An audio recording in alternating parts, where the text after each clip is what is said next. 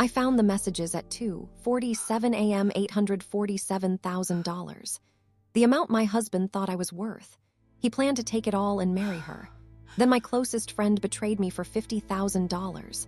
My mother died, and my rival was trying to destroy my company. His mistress, a professional con artist who had done the same thing 3 times before, but they made a mistake. They thought grief had weakened me. Instead, it made me dangerous. 1 year later, my husband is in prison, his mistress faces federal charges, my traitor friend has disappeared, and my company is worth $20 million. To avoid what I went through, to see the true faces of the people in your life, pay attention to my real-life story, or you may find yourself helpless when it happens to you. Here's how I ruined them all. 10 years ago, I had $300 and a business idea, a digital marketing agency. I worked in a cafe, 14 hours a day. Client meetings at 6 a.m., cold calls until midnight. My income in the first year, $48,000. I ate ramen. I slept 4 hours. I gave presentations to companies that laughed at me. You're too young, you're too inexperienced, you're too much of a woman. Second year, $190,000 in income. I hired my first employee. Kara, she became my best friend. Actually, my only friend. Fifth year, $2.1 million. Last year, $8.4 million. I built a team. I bought office space.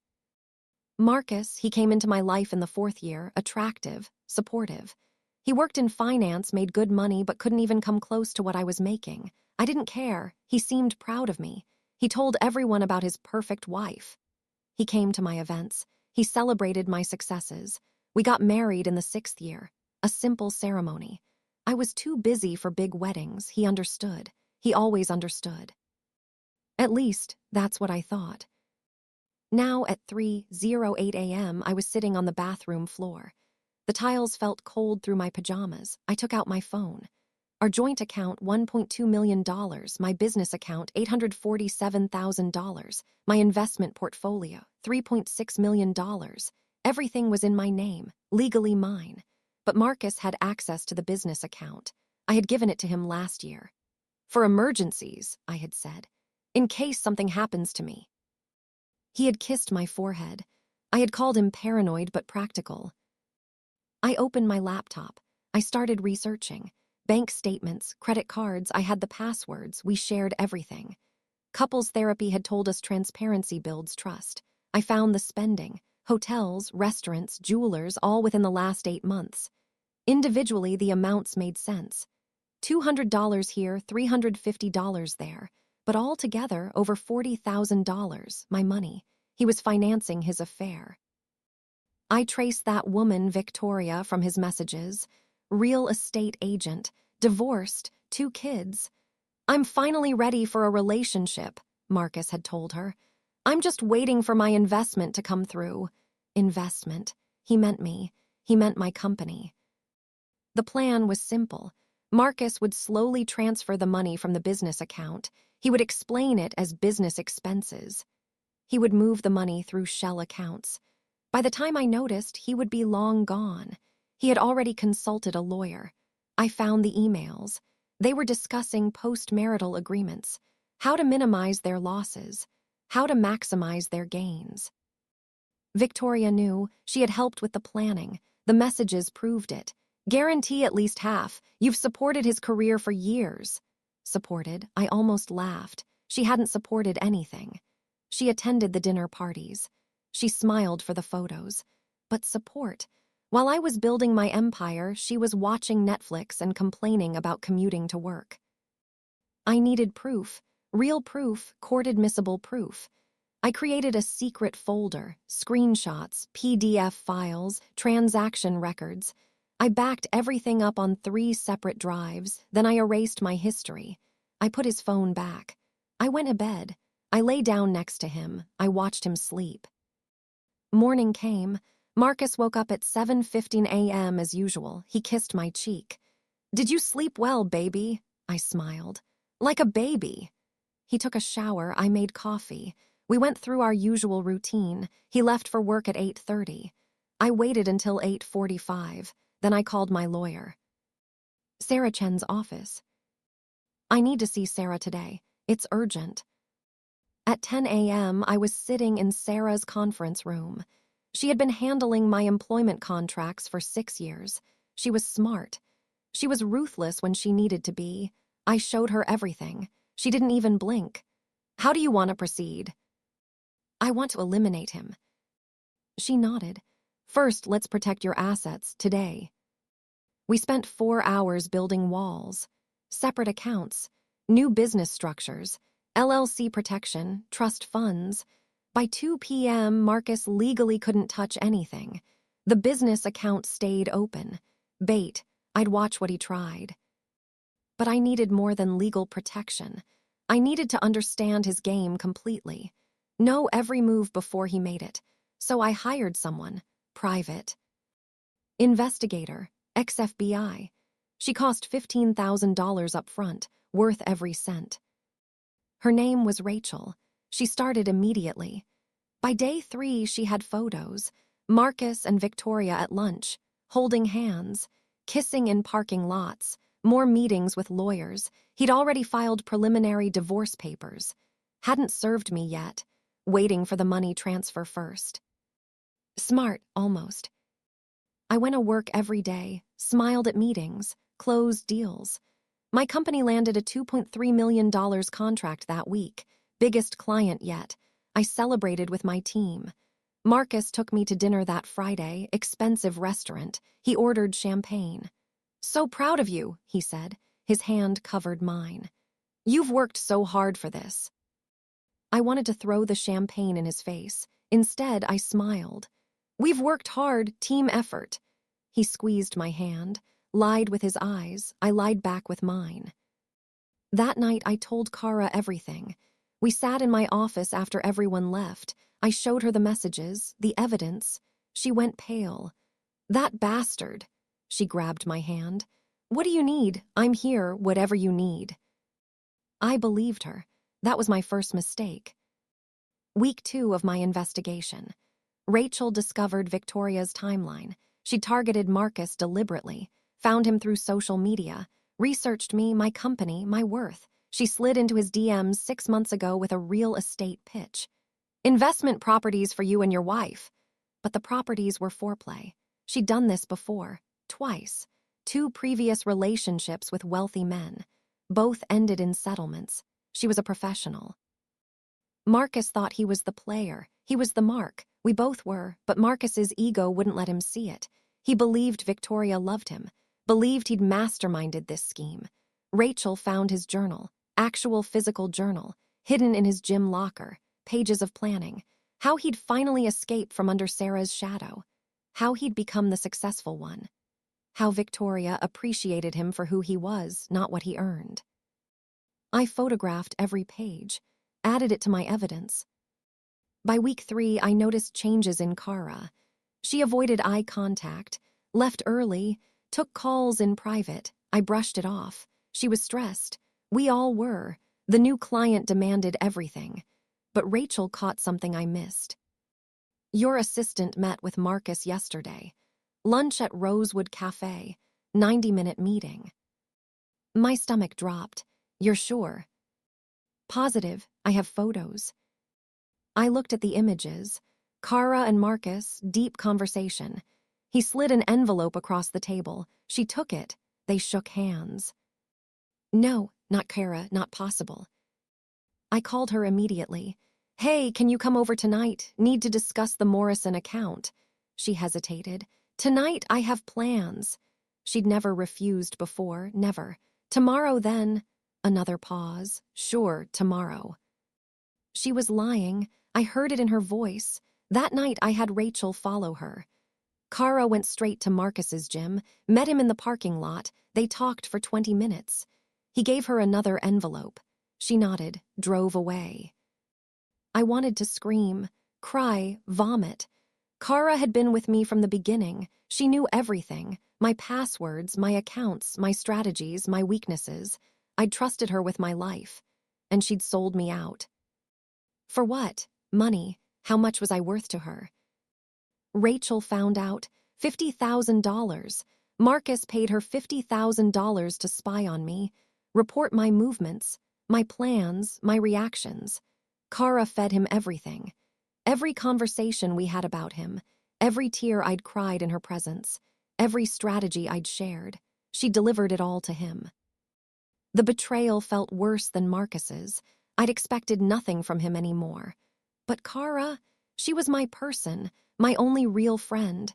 She'd been in my wedding, held me when my father died, celebrated every business victory, and she'd traded it all for $50,000. I didn't confront her, not yet. Instead, I fed her false information. I'm thinking of expanding to Austin, might need to liquidate some assets. She nodded sympathetically. That evening, Rachel caught Marcus calling Victoria. She's moving money, we need to act faster. Perfect. Now I controlled the narrative. Every lie I told Kara reached Marcus within hours. I painted myself as distracted, stressed, vulnerable, making poor decisions. He grew confident, sloppy. He started transferring smaller amounts. $10,000 here, $15,000 there, testing the waters, thinking I wouldn't notice. I noticed everything. I documented everything, and I let him continue. Because the more he took, the deeper his grave became. But then something unexpected happened. My mother called. Her voice sounded wrong, weak. "Honey, I need to see you. It's important." I drove to her house immediately. She'd lost weight. Her skin looked gray. "Mom, what's wrong?" She cried. The doctor found something, pancreatic cancer, stage 4. The world stopped. My mother was my foundation. After Dad died, she'd helped me build my business, watched my office, answered phones. She'd sacrificed everything for me, and now... How long? 6 months, maybe less. I held her, we both cried. Then I pulled myself together. "We'll fight this. Best doctors, best treatment. Money's no object." She smiled sadly. "Baby, some things money can't fix." I refused to believe her. I spent the next week finding specialists, experimental treatments, clinical trials. Everything cost a fortune. I didn't care. But between doctor appointments and treatment research, I was stretched thin, distracted. Exactly what Marcus wanted. He accelerated his timeline. Rachel caught him meeting with Victoria almost daily now, planning their wedding, looking at houses, using my money for down payments. And Kara? She reported every detail of my mother's condition. Every moment I seemed weak or unfocused. They circled like vultures. I needed help, real help. But who could I trust? Sarah handled legal matters, but I needed someone operational. Someone who understood business warfare. Someone who wouldn't betray me. That's when my competitor made her move. Margaret Chen, no relation to my attorney Sarah Chen. Margaret ran the second largest agency in our market. We'd competed for years, publicly professional, privately hostile. She tried to poach my clients twice. I'd blocked her both times. But now she knew. Somehow she knew about Marcus, about my situation. She called me directly. "Sarah, we should talk. I have information you'll want." We met at a neutral location, upscale hotel bar. She arrived in a power suit, designer everything. She slid a folder across the table. "Your husband contacted me 3 weeks ago, wanted to sell me insider information about your company. Client lists, strategies, upcoming pitches. I declined, but I recorded the conversation." She pressed play on her phone. Marcus's voice filled the space. "I can give you everything. Sarah's entire operation, for the right price." Margaret's response. "And why would you betray your wife?" Marcus laughed. "She's not going to be my wife much longer. Might as well profit from the exit." I felt sick, but Margaret wasn't done. "He's approached 3 of your clients directly, told them your company is unstable, that you're having mental health issues. He's trying to tank your reputation before he leaves, make you seem incompetent. So when he takes your money, it looks justified, like he's the stable one who deserves it." My hands clenched. "Why are you telling me this?" She leaned back. Because I don't like cheaters, and because when you destroy him, and you will, I want you to remember who helped you." She paused. "Also, there's a contract I'm bidding on next month. $4 million telecommunications project. If you decide not to bid, I'd appreciate it." "Business, always business. Deal." She smiled, slid another folder over. "Everything I know about his plans, consider it a professional courtesy." I took it. Inside were details even Rachel hadn't found. Financial projections, timelines, Victoria's background check, and something else. "Victoria's working with someone, another man. She's playing your husband the same way he's playing you. She has no intention of marrying him. Once she gets the money, she's disappearing. Her partner's name is Derek. They've run this con 4 times. So everyone was betraying everyone. Perfect. Marcus thought he was conning me. Victoria was conning Marcus. Kara was selling us both out. And Margaret? She was playing chess while we played checkers. But here's what none of them knew. I'd learned from the best. My father taught me before he died. In business, always have a backup plan, and a backup for the backup. I had 17 contingencies prepared. They'd activated 4 of my traps. 13 remained. I drove home that night. Marcus was already there, cooking dinner, playing husband. "Hey babe, how's your mom?" His voice dripped with fake concern. I wanted to stab him with the kitchen knife he was holding. Instead, I smiled. "Hanging in there, thanks for asking." We ate, we talked. He asked about my day. I lied. He lied back. We were a perfect couple built on perfect lies. After dinner, he kissed me goodnight. "Love you," I kissed him back. "Love you too." Then I went to my office, locked the door, and I planned his complete annihilation. But first, I had to deal with Kara, because the enemy inside your walls is always the most dangerous. And tomorrow morning, I'd make my move. But as I plotted my next steps, my phone buzzed. Kara's name flashed on the screen, a text message. "We need to talk, tomorrow morning, before anyone arrives, it's urgent." Had she realized I knew? Was she planning to confess? Or was this another trap? I stared at the message. Read it 5 times. Then I typed back. "Okay, 7 a.m., my office." Her response came immediately. "Come alone." I arrived at 6:45 a.m., 15 minutes early. The office was dark, empty. I made coffee, strong, black. My hands were steady now. I'd spent all night preparing for every scenario.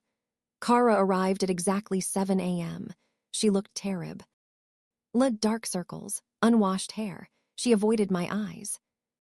"Thanks for coming early." Her voice shook. I sat behind my desk, power position. "What's so urgent?"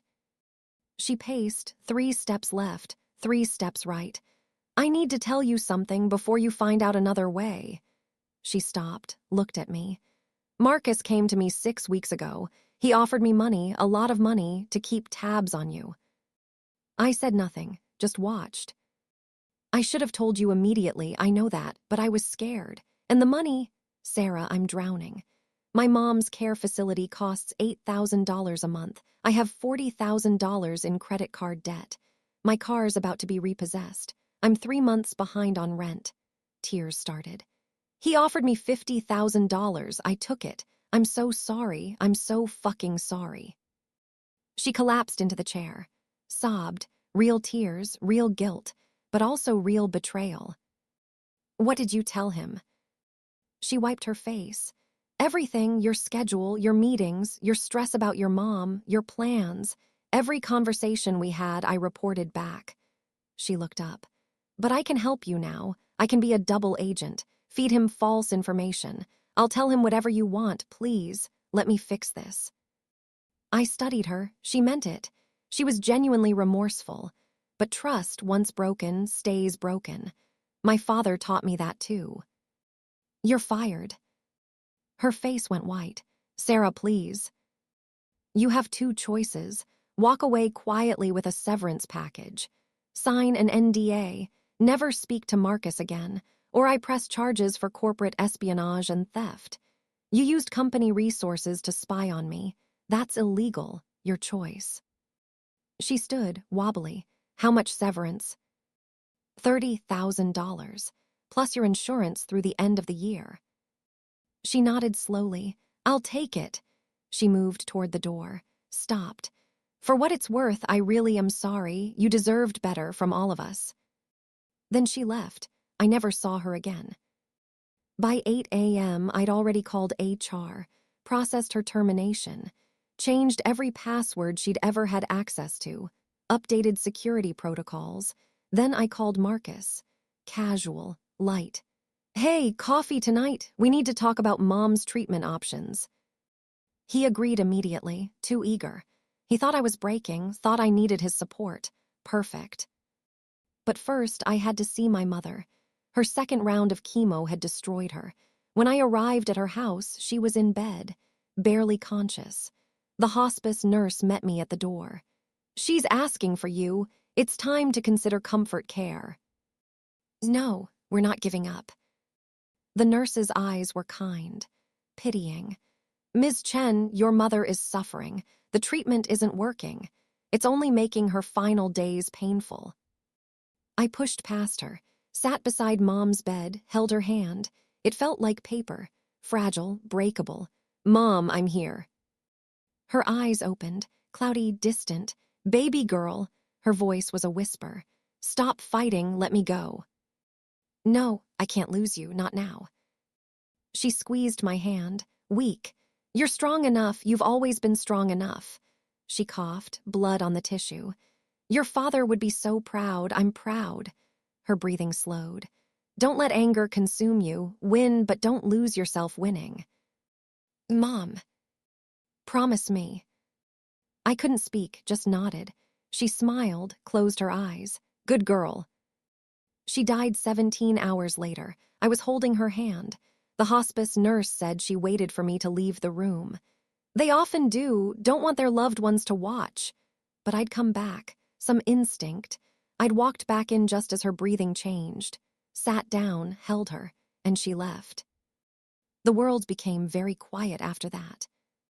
Marcus played the supportive husband perfectly. He arranged the funeral, greeted guests, held my hand during the service, gave a beautiful eulogy about a woman he'd barely known. Everyone praised him. You're so lucky to have such a supportive partner. I smiled, nodded, died inside. Victoria sent flowers. Deepest condolences. Signed with a heart. The audacity nearly made me laugh or scream. I couldn't tell which anymore. I took 3 days off work. First time in 8 years. My team managed everything, or so they said. But when I returned, I found problems. The Morrison account, our biggest client, had concerns.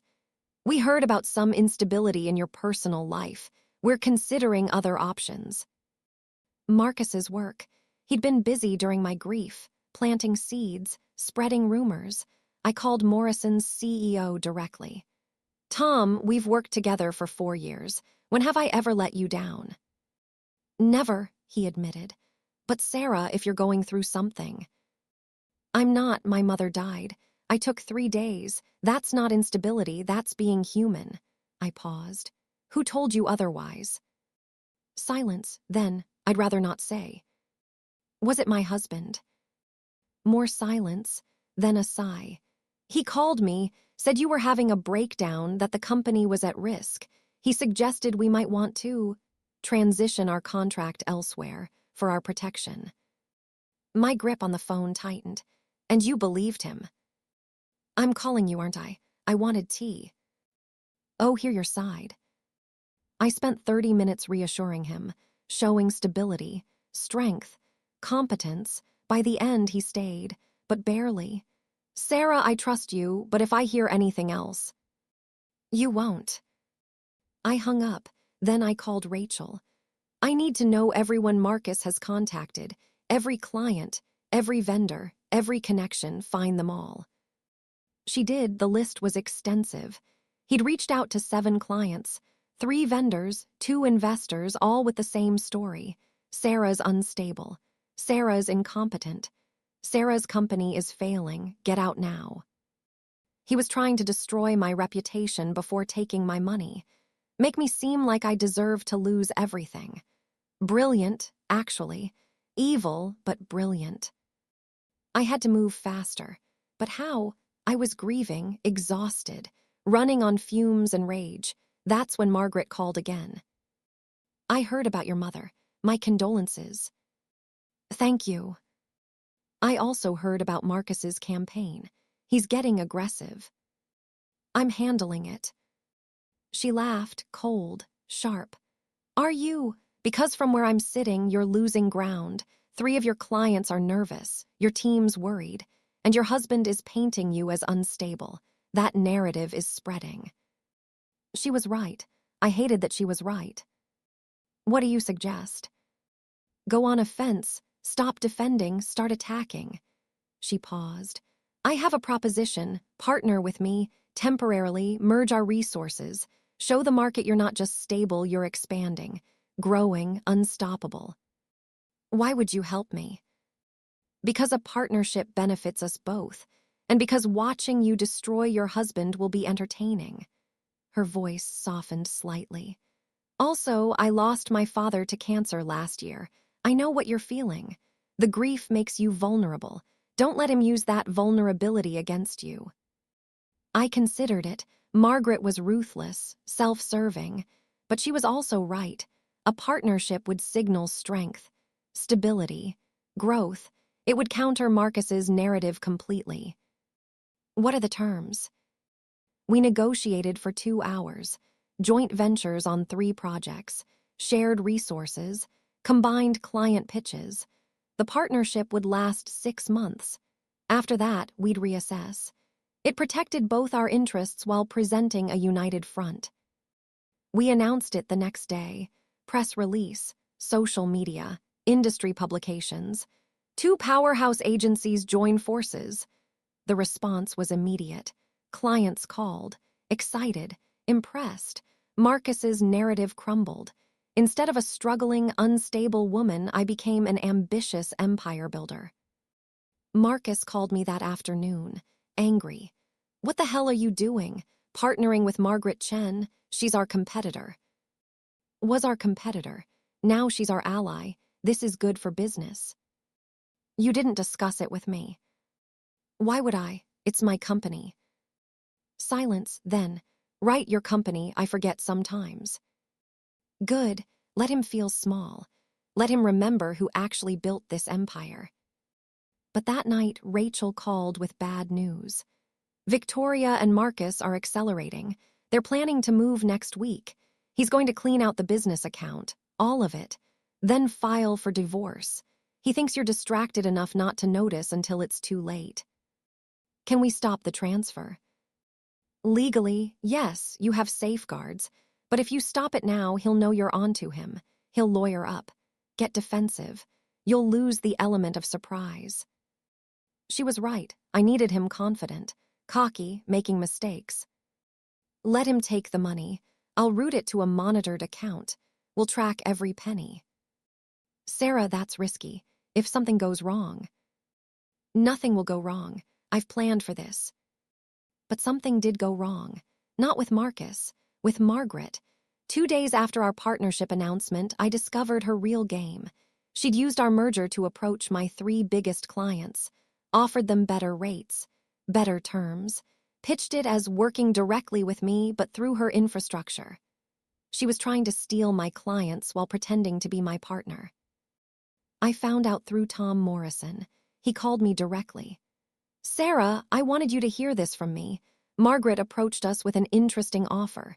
She said you 2 were consolidating operations, that our contract would transfer to her agency, but you'd still oversee the work. Is that accurate? No, it absolutely was not. Tom, that's not what we agreed. Our partnership is project-based. Your contract stays with me. If Margaret suggested otherwise, she's misrepresenting our arrangement. He sighed. That's what I thought. Thanks for clarifying. I'll decline her offer. I hung up, called Margaret immediately. What the fuck are you doing? She didn't even pretend innocence. Business, Sarah. You're vulnerable. Your husband's about to rob you blind. Your mother just died. You're distracted. I'm simply positioning myself to catch what falls. We had a deal. And I'm honoring it for now, but deals change. Markets change, you taught me that. She paused. Here's some advice, fix your personal Ife before it destroys your professional one. Marcus is a bigger threat than I am. Focus on him. Let me handle the business side. By stealing my clients. By protecting them from the fallout when your marriage explodes publicly, which it will, soon. Her voice turned almost kind. I'm not your enemy, Sarah. I'm a pragmatist. When you're ready to sell your company, and you will be after all this, I want first option to buy. That's all. She hung up. I stared at my phone. Everyone was playing angles. Everyone had agendas. I was surrounded by sharks, and they smelled blood in the water. That night, I sat in my empty house. Marcus was working late. Translation, with Victoria, my mother was dead. Kara was gone. My clients were nervous. My partner was a vulture. And my husband was planning to rob me within days. I opened a bottle of wine, my mother's favorite. Expensive Bordeaux she'd saved for special occasions. I poured a glass, toasted the empty room. To you, Mom, I promise I'll win, but I might lose myself doing it. Her words echoed in my head. Don't let anger consume you. Too late, the anger was all I had left. The anger kept me moving, planning, fighting. Without it, I'd collapse, so I fed it, nurtured it, let it grow into something cold and focused and unstoppable. My phone buzzed. Rachel. We have a problem, big one. Victoria knows you hired me. Someone tipped her off. She's telling Marcus you're investigating him. He's panicking, moving up his timeline. He's transferring the money tomorrow morning. 9 a.m. My heart stopped. Tomorrow, that's too soon. I'm not ready. Then get ready. Fast. Because if he moves that money and you haven't prepared. I know. I stood, paced, thought. Okay, new plan. We let him take it, but we're ready. I need Sarah Chen at her office tonight. Emergency legal prep. And I need you tracking him every second starting at 6 a.m. Done. I called my attorney, explained everything. She met me at her office at midnight. We worked until 4 a.m., preparing injunctions, freezing orders, criminal complaints, everything I'd need when Marcus made his move. At 6 a.m., I was back home, showered, dressed, professional armor. Marcus woke at 7. You're up early. Big day, client meeting at 8. He smiled, kissed my cheek. Good luck. He had no idea the luck I'd need wouldn't be for the client meeting. At 8:45 a.m., I sat in my office. Rachel texted, "He's at the bank, transferring now." My computer pinged. Account notification. $847,000 withdrawn, business expense, authorized by Marcus Chen. I watched the number drop, felt nothing. No panic, no fear, just cold calculation, because Marcus had just committed wire fraud, theft, financial abuse, and I had every transaction documented. At 9:15 a.m., Sarah Chen filed injunctions with the court. By 10 a.m., every account Marcus had touched was frozen. By 11 a.m., police had been notified. By noon, Marcus realized his perfect plan had just imploded. He called me, frantic. "Sarah, something's wrong with the accounts. I can't access anything. The bank says they're frozen. What's happening?" I leaned back in my chair, smiled. "What's happening, Marcus, is that you just stole $847,000 from me, and now you're going to pay for it." Silence, then, you knew. I've known for 5 weeks. Every message, every plan, every lie. I know about Victoria, about Kara, about everything. I paused. Did you really think I'd be that easy to destroy? He hung up. Within an hour, Victoria called him. Rachel was listening, recording. "What do you mean the money's frozen? Marcus, you promised we had a deal." He tried to calm her. She wasn't having it. "You said this was foolproof. You said your wife was too grief-stricken to notice. You're an idiot." She hung up on him too. By 2 p.m., Marcus showed up at my office. Security stopped him. "I need to see my wife." I came down, faced him in the lobby. "We should talk privately." "No, say whatever you need to say right here." His face was red, desperate. "Sarah, please, this is a misunderstanding. I can explain." "Explain how you plan to steal my money. Explain how you conspired with your mistress. Explain how you tried to destroy my reputation." I stepped closer. "You made one critical mistake, Marcus. You thought grief made me weak, but it made me focused, angry, dangerous." "I'll return the money, all of it. We can forget this happened." "The money's already frozen. You can't return what you can't access. And no, we can't forget. Because the police are involved now. My attorneys filed charges. By tomorrow, this will be public. Everyone will know what you tried to do." His desperation turned to rage. "You vindictive bitch. I gave you years of my life. You gave me nothing but lies. Now get out of my building. You're trespassing." Security escorted him out. I went back to my office, sat down, and finally, I let myself feel it. The victory, but it felt hollow, empty, because yes, I'd stopped him, but the cost. My mother was dead. My best friend had betrayed me. My marriage was destroyed. My reputation was damaged. And my business, it was under attack from Margaret, from nervous clients, from market uncertainty. I'd won the battle, but the war was just beginning. And as I looked at my calendar, at the meetings and pitches and fires to put out, I realized something terrifying. I might lose everything anyway. The scandal broke on Wednesday. Every business publication ran the story. "Marketing CEO's husband arrested for fraud." My phone exploded. Clients, investors, press, everyone wanted a statement. I gave them one. "This is a private matter being handled through proper legal channels. My company remains stable and focused on our clients." But stability was a lie. 2 clients pulled their contracts that week. "Too much drama," they said. Margaret swooped in immediately, signed both. She sent me a text. "Thanks for the referrals." I was drowning, fighting on 3 fronts. Marcus and his legal defense. Victoria, who disappeared but was plotting something.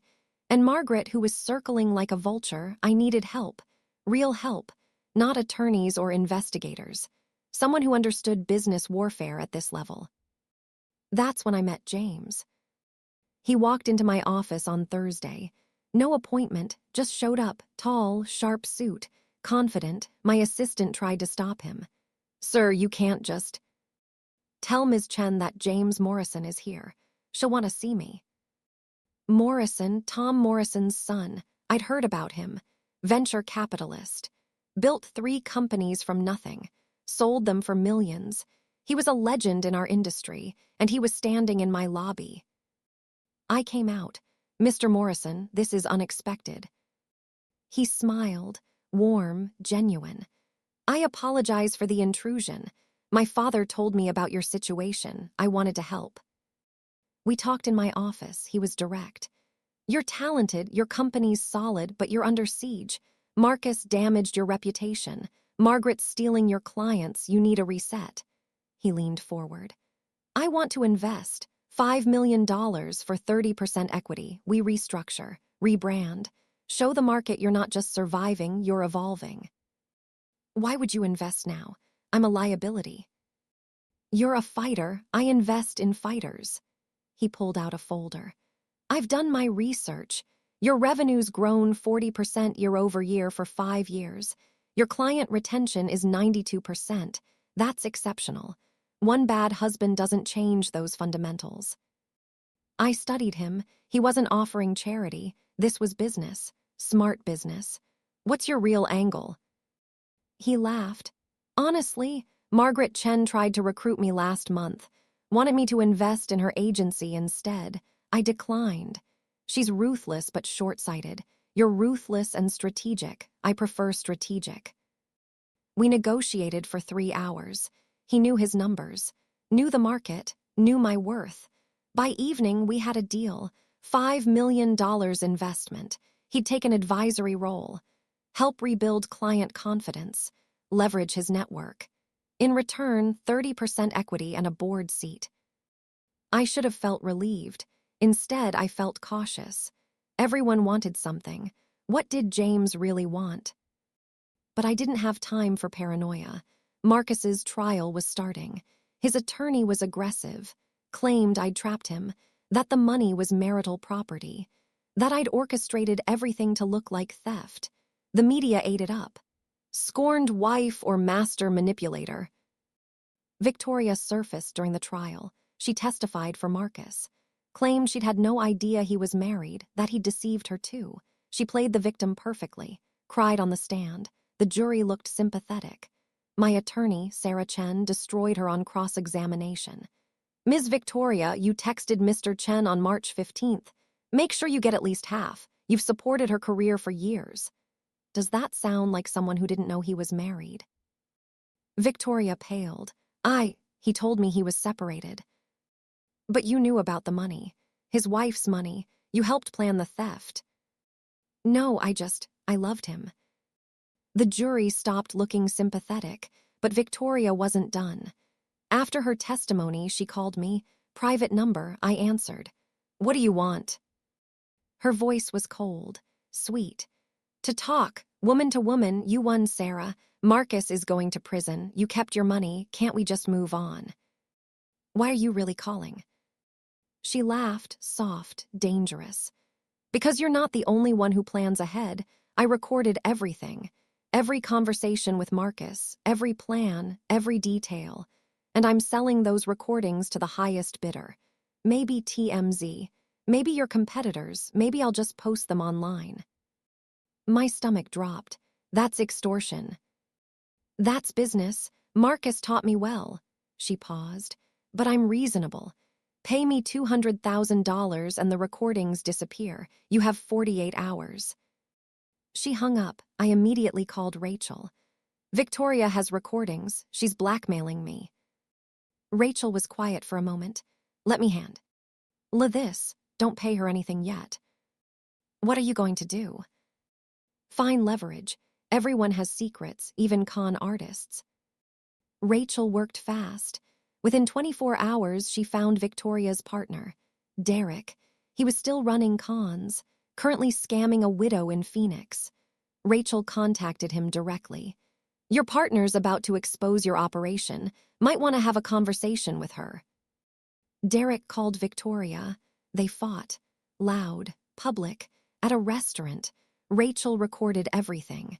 Then she sent Victoria a message. Drop the blackmail or Derek goes to prison in Arizona, and I'll make sure they know you were involved. Victoria went silent. The recordings never surfaced, but the threat remained. She was out there, waiting, planning. Meanwhile, Margaret made her move. She approached my 3 remaining major clients, not with better rates this time, with a merger proposal. Sarah's company is unstable. Partner with me. I'll honor her contracts. She can even stay on as a consultant, but I'll own the relationships. 2 clients considered it. Tom Morrison shut her down immediately. Margaret, I've known Sarah for years. One crisis doesn't erase that. Back off. But the other 2 wavered. I met with them personally. Brought James. His presence changed everything. Gentlemen, I just invested $5 million in Sarah's company. Do I seem worried about stability? They stayed. Barely. James became my anchor. He attended meetings, made introductions, brought in new clients. We worked 16-hour days together, strategy sessions, pitch preparations, damage control. He was brilliant, focused. And surprisingly, he never hit on me, never pushed boundaries, just worked. One late night, over takeout in my office, I asked him, "Why are you really doing this? This is way more than an investment for you." He set down his food. My ex-wife cheated on me, took half my first company, I built it back. Alone, it nearly destroyed me. He looked at me. I see you fighting the same battle. I want you to win, because I know what losing costs. I understood him then. We were both survivors. both fighters, both too damaged to be anything but allies. But I was starting to feel something else, something dangerous. Attraction, respect, maybe more. I pushed it down. I didn't have time for feelings, not now. Marcus's trial ended on a Friday. Guilty. All charges, 3 years minimum. The judge was harsh. Mr. Chen, you didn't just steal money, you betrayed trust, weaponized grief, attempted to destroy your wife's livelihood. This court finds your actions reprehensible. Marcus looked at me as they took him away. Not with anger, with disbelief. Like he still couldn't understand how he'd lost. I felt nothing. No satisfaction, no relief, just emptiness. Victoria tried one more play. She leaked a story to a tabloid. Marcus Chen's mistress speaks out, the real story. It was full of lies, claims that I'd abused Marcus, controlled him financially, driven him to desperate measures. The article painted me as a villain. James handled it. He had connections. By Monday, the tabloid retracted the story, issued an apology. Victoria threatened to sue. James's attorneys buried her in paperwork. She disappeared again. For good this time, I hoped. But then Margaret struck her final blow. She approached my investors directly, the ones who'd backed my company in the early years. Sarah's stretched too thin, personal drama, legal battles. Her focus is split. Now's the time to exit. I'll buy your shares at a premium. 2 investors called me, concerned. Sarah, we believe in you, but Margaret's offer is generous, and frankly, the risk right now. I couldn't lose my investors. Without them, the company structure collapsed. I called an emergency board meeting. James, Sarah Chen, my remaining investors, I pitched them hard. Yes, I've faced challenges, but look at the numbers. Revenue's up 12% this quarter. We've signed 3 new clients. The partnership with James is working. Margaret's trying to scare you into selling. Don't let her. The vote was close. 3-2, they stayed, but barely. And I knew Margaret wouldn't stop. She was patient, strategic, waiting for my next mistake. That night, James and I had drinks, celebrating the small victory. He looked at me across the table. You're exhausted. I'm fine. You're not. When's the last time you slept more than 4 hours? I couldn't remember. Sleep is a luxury right now. He reached across the table, took my hand. Sarah, you're winning, but you're burning out. You need to pace yourself. This is a marathon, not a sprint. His hand was warm, steady. I wanted to pull away, I didn't. I can't slow down, not yet. Margaret's waiting for weakness. Marcus's appeal is coming. Victoria might resurface. I have to stay sharp. Then let me help more. Delegate, trust me. I looked at him, really looked. He meant it. He wanted to help, not for profit, not for equity, just because. Why do you care this much? He smiled, sad, knowing. Because you remind me of who I used to be before I got too cynical, too calculated. You're still fighting like the outcome matters, like there's something worth saving. I admire that. We stayed until the bar closed, talking, laughing. For a few hours, I forgot about Marcus. Margaret, Victoria, I just existed. It felt dangerous, beautiful, terrifying. When he dropped me home, he walked me to the door. Good night, Sarah. Good night, James. He turned to leave. I grabbed his arm. Wait! He looked back. I kissed him, soft, brief, then pulled away. I'm sorry, I shouldn't have. He kissed me back, deeper, longer. When we broke apart, he smiled. Don't apologize, just, let's take this slow. You've got enough complicated in your life. I nodded, watched him leave, went inside. And for the first time in months, I slept well. But the peace didn't last. At 3 a.m., my phone rang, Rachel. We have a problem. Margaret just filed a lawsuit. She's claiming you stole proprietary information during your partnership. Client lists, strategies. She wants $3 million in damages. I sat up, heart pounding. That's insane. We shared information as partners. She's claiming you exceeded the scope. Used her intel to poach clients. It's bullshit, but it'll tie you up in court for months. Cost a fortune to fight. This was it, Margaret's endgame. She couldn't beat me in the market, so she'd drown me in legal fees, bleed me dry, force me to sell. I hung up, stood in my dark house, looked at my reflection in the window. I looked like a ghost, thin, pale, exhausted, but my eyes were still hard, still fighting. Margaret wanted war. Fine, I'd give her war, because I'd learned something these past months. I wasn't just fighting for my company anymore. I was fighting for myself, my identity, my right to exist in a world that kept trying to destroy me. And I would win, whatever it took, however long it took, I would win. The question was, would there be anything left of me when I did? Margaret's lawsuit was aggressive, 50 pages of accusations. She claimed I'd stolen client contact lists during our partnership, used her proprietary pitch strategies, violated non-compete clauses that didn't exist. It was fiction, but expensive fiction. My attorney estimated $400,000 in legal fees to fight it. I didn't have time to fight it, or money to waste on it, so I did what Margaret didn't expect. I went on offense. James and I spent 3 days building a case, not against Margaret's lawsuit, against Margaret herself. We dug into her business practices, her contracts, her client relationships, and we found gold. She'd been billing clients for services never rendered, inflating hours, double charging expenses, small amounts, spread across dozens of clients over years, but together, over $2 million in fraud. I called her directly. We need to meet. She laughed. To settle, Sarah, I'm not interested in. To show you what I found. I paused. Your office tomorrow, 10 a.m., come alone. Silence, then, fine. I arrived with James and Sarah Chen.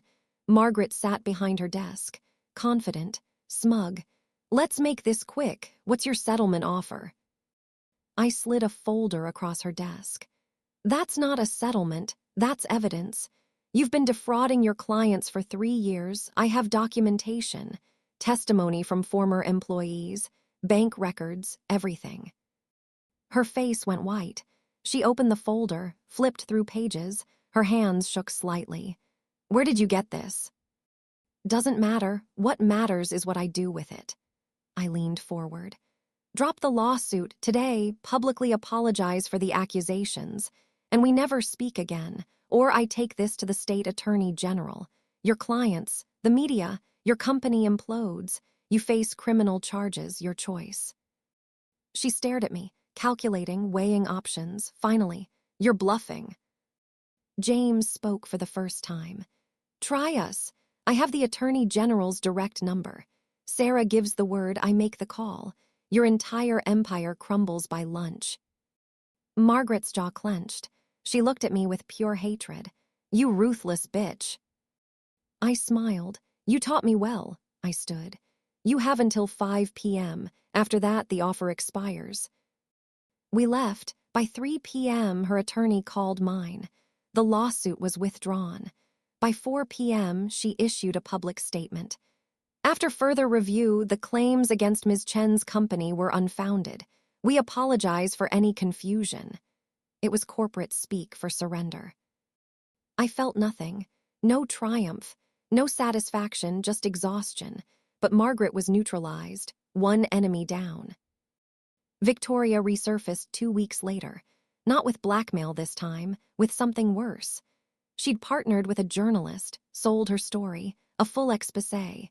The marriage I destroyed, a mistress's confession. It was scheduled to publish in a major outlet, sympathetic angle. Poor Victoria, manipulated by evil Marcus, caught in the crossfire of vindictive Sarah. Rachel called me, T midnight. The article drops in 6 hours. It's bad, Sarah. She's reframed the entire narrative. Makes you look like a calculating villain who destroyed 2 people in love. Can we stop it? Not legally. It's protected speech. I hung up, sat in darkness, thought. Then I called the journalist directly, found her number through contacts. She answered, surprised. Ms. Chen, I wasn't expecting. I want to give you the real story, the one Victoria didn't tell you. We talked for 2 hours. I gave her everything. The recordings of Victoria and Derek's previous cons, police reports from their victims, evidence that Victoria had targeted Marcus deliberately, that she'd done this before, to 3 other men. I gave her bank records showing Victoria's pattern. Find wealthy man, seduce, steal, disappear, repeat. The journalist was silent for a long moment.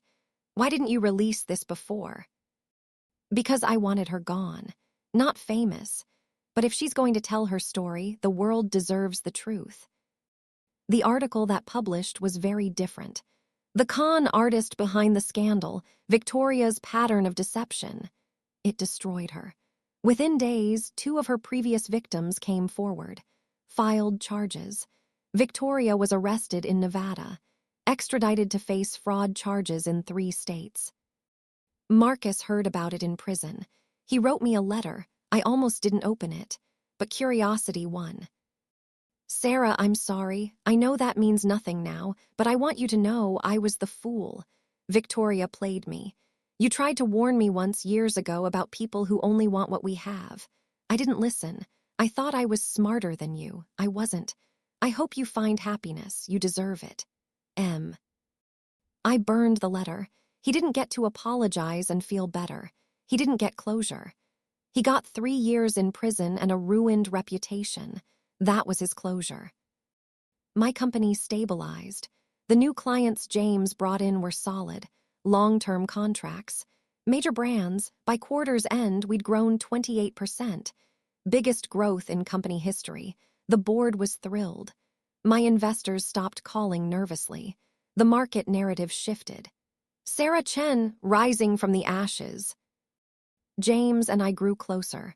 Slowly, carefully. We took things at my pace, dinner once a week, then twice, movies, long walks. Conversations that lasted until dawn. He never pushed, never demanded, just existed beside me, supporting, steady. One night, 6 months after everything started, we sat on my balcony, wine in hand, city lights below. I think I'm falling in love with you, I said. Not romantic, just factual. He smiled. I know, I've been waiting for you to realize it. Doesn't that scare you? I'm a mess. I'm damaged. I destroy things. You survived things. There's a difference. He took my hand. And you didn't destroy anything. You rebuilt. There's strength in that. I kissed him, long, deep. For the first time in a year, I felt something besides rage. Hope, small, fragile, but real. We didn't rush into anything. I wasn't ready for that. Maybe I'd never be ready.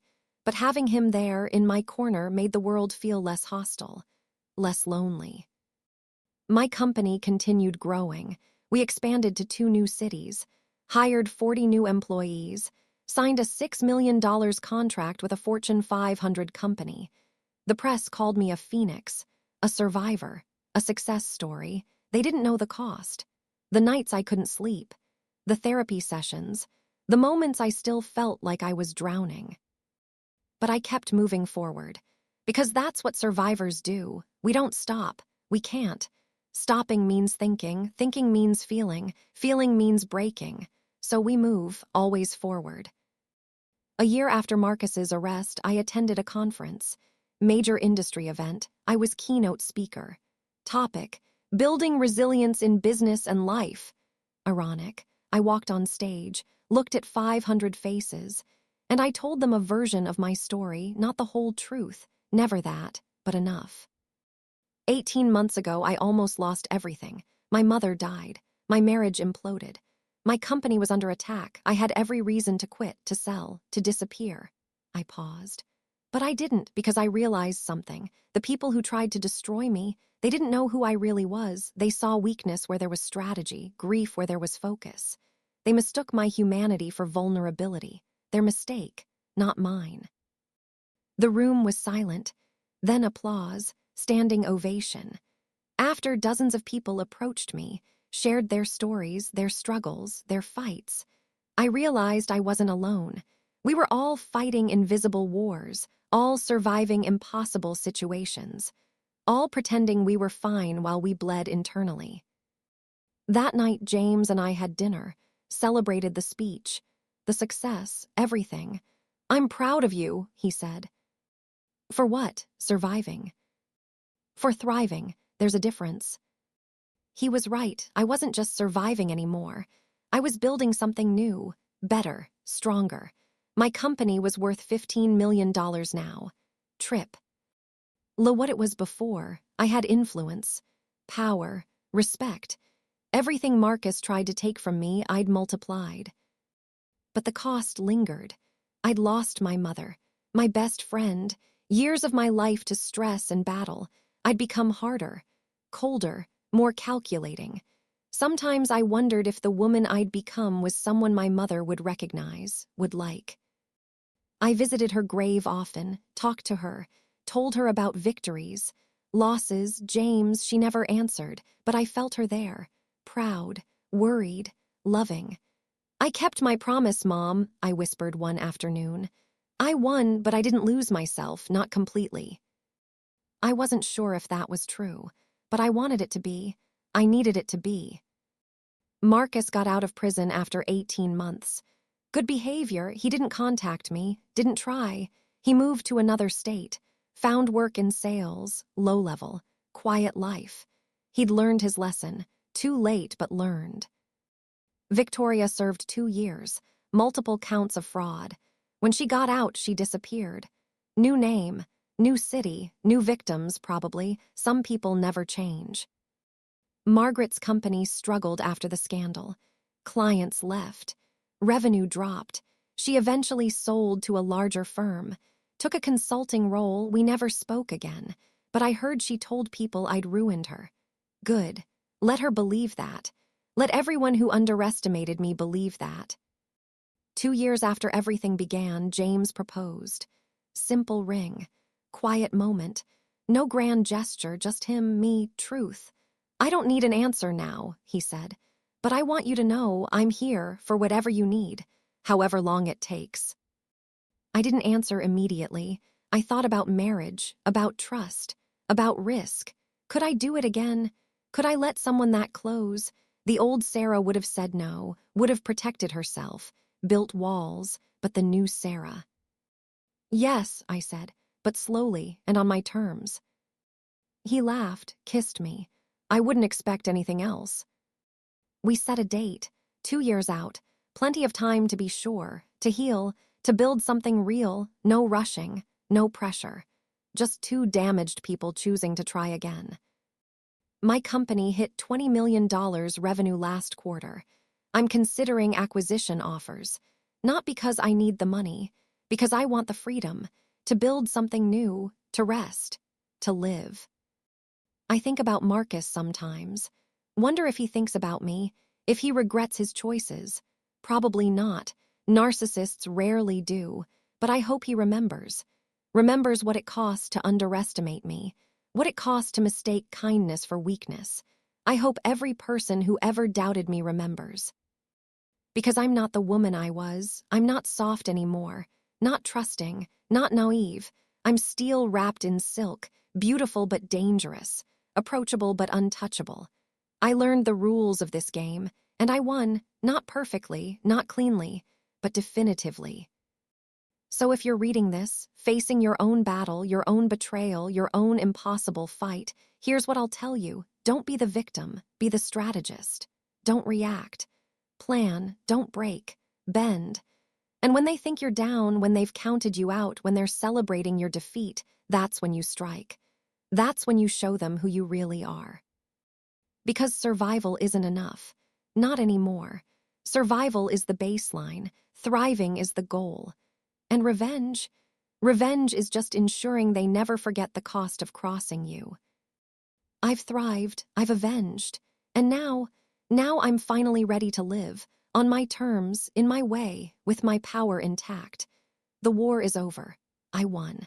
And that victory tastes sweeter than anything Marcus, Victoria, or Margaret could ever steal from me.